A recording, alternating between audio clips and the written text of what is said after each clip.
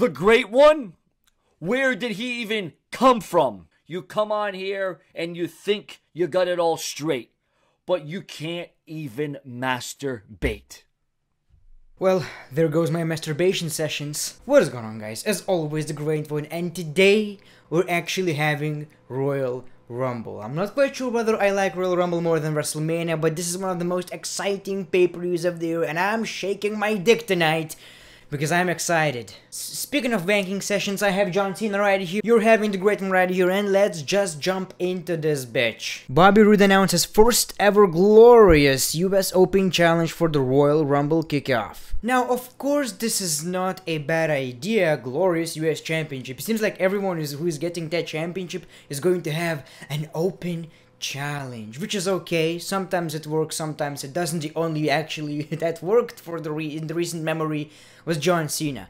Intercontinental Championship, US Championship, Open Challenge by Roman Reigns sucks. It's gonna be an absolute cack. And AJ Styles US Championship, I don't remember much of it. All I can remember is Ty Dillinger lost to AJ a couple of times, so it was another absolute cack. US Championship kickoff, so we have a kickoff that is actually worth watching. When I see Simon Gotch versus Sin Cara for a kickoff show, you know, I might be the only one, but I'm not fucking waking up at 2 a.m. to watch that match. In Lithuania, where I live, it's 2 a.m. the kickoff, and the real show starts at 3 a.m. So, you know, if I get to sleep for at least an hour, I'm not waking up for Simon Gotch. Only me though. Only me. And hopefully this does not mean, I can't speak anymore. Hopefully it doesn't mean that Dolph Ziggler is coming out to that challenge, man. He needs to be in the Rumble. If that's a way for WWE to say, well, Ziggler is not winning it, so you just know that he's in this match. Open challenge, Ziggler is here in the kickoff. No, don't do that, please. I'm really mad about that one.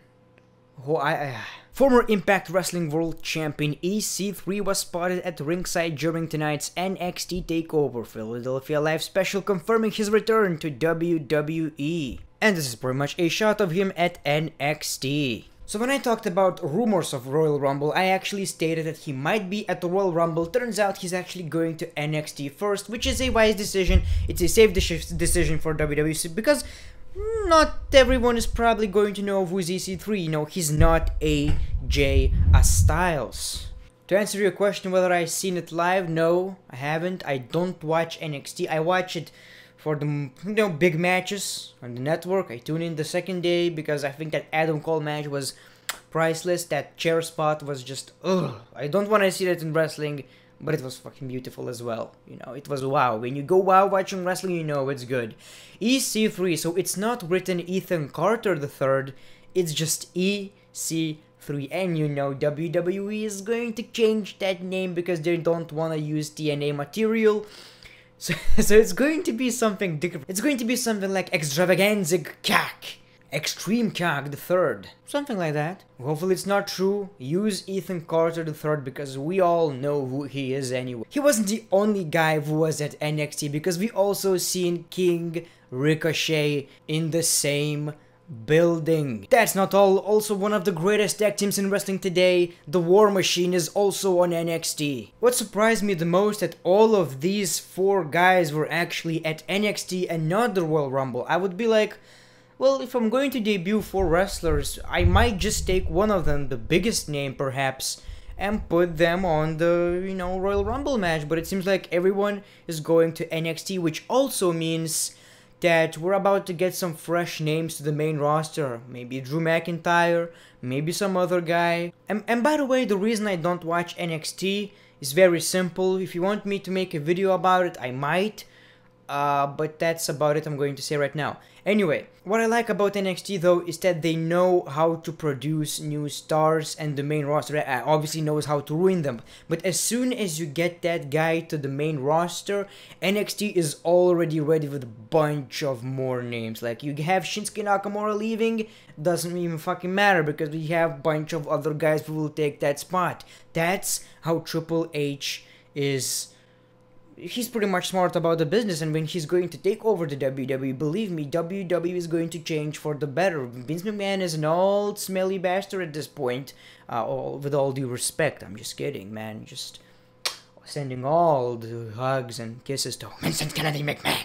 Photo of The Undertaker currently in Philadelphia surfaced on Twitter. Taker is in Philly, and it has Undertaker and his wife, Michelle McCool, another former WWE superstar, and perhaps his daughter. Another picture, and another picture of The Undertaker with his thick ass. So The Undertaker is actually at Royal Rumble's location, if that's what you didn't understand. That should be obvious, but I don't know, man.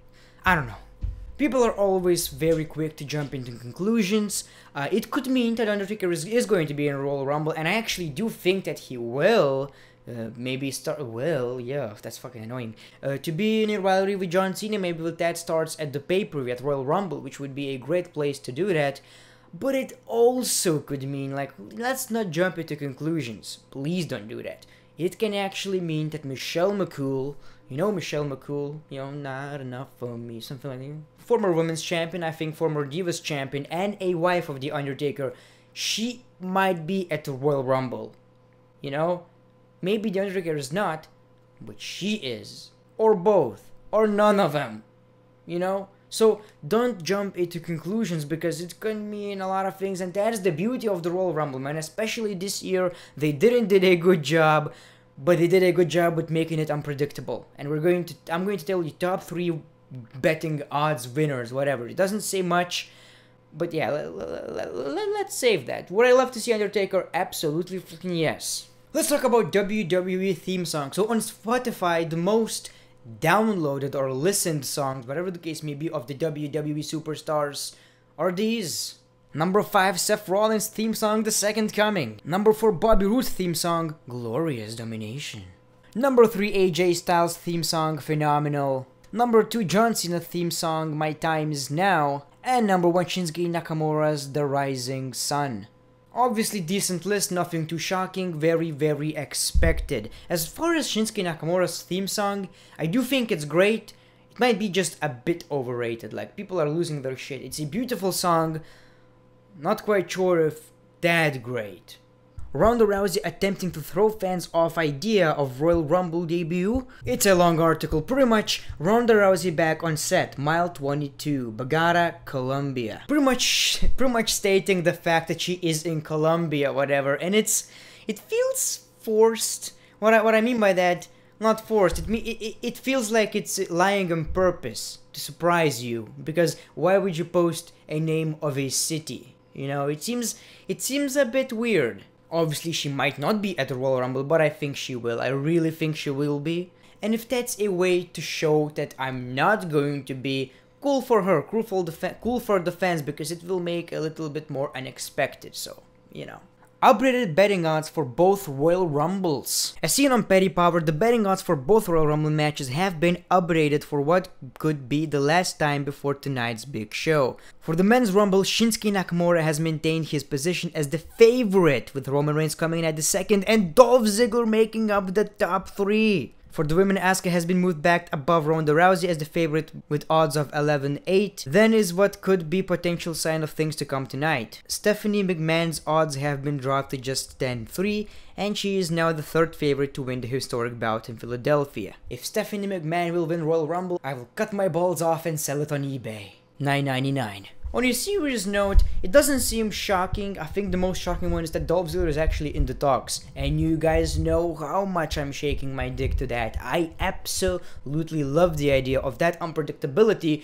And Ziggler being one of my favorites of all time, like that could be just Don't hate me. It's an opinion. You don't need to be like, oh, I'm going to dislike this video because the great one has different opinion. You don't need to do that, guys. You don't need to. We have this relationship where I feel I don't have to sugarcoat shit. I never do. I hate that. And I appreciate the fact that some of you guys, most of you guys, I think 90% you accept that. I don't see that dislike bar going like my cock.